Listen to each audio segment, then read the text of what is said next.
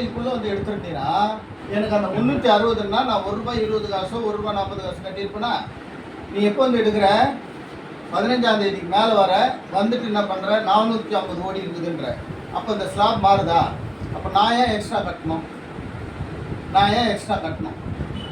அது ஏன் தப்பு இல்லையே? நீ கட்டுவோம் பாக்கெட். நான் அந்த பர்டிகுலர் அந்த பாயிண்ட்டு ப்ரோராட்டா பேசிஸில் நான் அந்த அதுக்குள்ளே இவ்வளோ இது தான் அதான் கட்டுவேன்.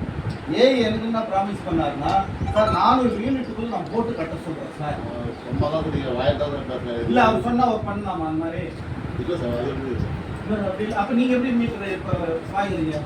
சார் அப்படியா அவங்ககிட்ட தகவல் தெரியுமா சார்? நான் கேட்குறேன், அவர் விட்டுருங்க சார். இப்போ ரேட்டிங்கில் கொடுத்தா பேசலாம் சார். ரேட்டிங் எதுவுமே சொல்லியா சார் அப்படின்ட்டு எனக்கு நான் ஒரு 900 தானே கட்ட வேண்டியது. எனக்கு புரியுது, புரியாத ஒன்றும் இல்லை. ஆனால் ரேட்டிங்கில் அவர் முதல் வந்து இந்த லட்டு நான் கொடுக்கும்போது என்ன சொல்கிறாரு, நான் பாபுட்டு சொல்லிட்டேன், பாபு எடுப்பான் அப்படின்றாரு. ஆனால் பாபு போன மாதம் பெண்ணிலே பாபு 15,000 பண்ணி நிற்கிது அவர் பாபுக்கு. அவர் பாபு பணம் தராது அவர் நிற்கிறார் பாபு.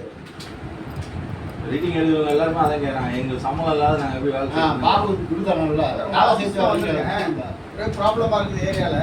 இந்த மீட்டர் ரீடிங் எடுக்காதனால 900 வர வேண்டியது 1700 வந்து நீங்கள் என்கிட்ட ஒரு ப்ராமிஸ் பண்ணியிருந்தீங்க. அதாவது 400 யூனிட்டுக்குள்ளே வர்றது 400 யூனிட்டுக்குள்ளே பண்ணலாம்னு சொல்லிட்டு. பட் இந்த ஆர்எஸ் என்ன சொல்கிறாப்புலன்னா எனக்கு எந்த இன்ஸ்ட்ரக்ஷனும் யாரும் கொடுக்கல சார் அந்த மாதிரி அப்படின்றாரு. நான் ஏடிக்கு ஃபோன் பண்ணி சொல்லிட்டேன், எங்கள் ஆளுங்க யாரும் ஒரு பைசா கட்ட மாட்டாங்க. நீங்கள் போய் டிசி பண்ண போனீங்கன்னா அதுக்கு உண்டான பணம் நீங்கள் அனுபவிப்பீங்க. அதை நான் விடமாட்டேன். நான் காவல்துறைக்கு ஒரு லெட்டர் கொடுத்துட்டு நம்ம இந்த ஆஃபீஸில் முற்றுகை போட்டு உட்காந்துருவேன் அப்படின்ட்டு. இல்லை சார் நான் ஏகிட்ட பேசுகிறேன் அப்படின்னாரு. இப்போ எனக்கு என்னென்னா இவங்க ரீடிங் எடுக்கிறதுக்கு அந்த ஒரு வேக்கண்ட் இது ஒன்று இருக்குது சார். நம்ம பிளேயர் ஷீட்டில் பார்த்து Thiruvallur sheet Pillaiyar PTC quarters, Nehru Nagar, அப்புறம் சௌரீஸ்வரி நகர், எயில் நகர். இதுக்கு வேக்கண்ட்டில் ஒரு ஆள் இருக்குது. நான் வெளிப்படையாக சொல்லிடுறேன்.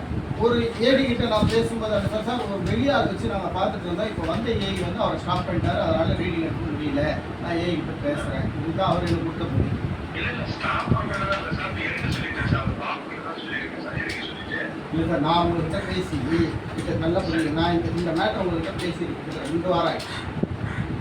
நான் அதுக்குள்ளே எனக்கு வந்து மீட்டர் ரீடிங் ஓடி இருப்பேன். நான் என்னுடைய ஸ்லாபை தாண்டி இருப்பேன். அதைத்தான் எப்படி குறைச்சி போடுவீங்கன்றது தான் என்னுடைய கேள்வி. அதுக்கு இவர் என்ன சொல்லுவாங்க, இங்கே இருக்கிற மீட்டருக்கு பில் வாங்குற ஆள் எனக்கு குறைச்சி போடணும்னா அது எனக்கு இன்ஸ்ட்ரக்ஷன் கொடுக்கணும் ஏஇ அப்படின்றாங்க.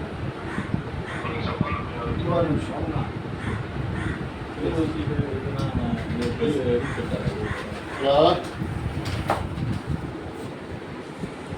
ஹலோ.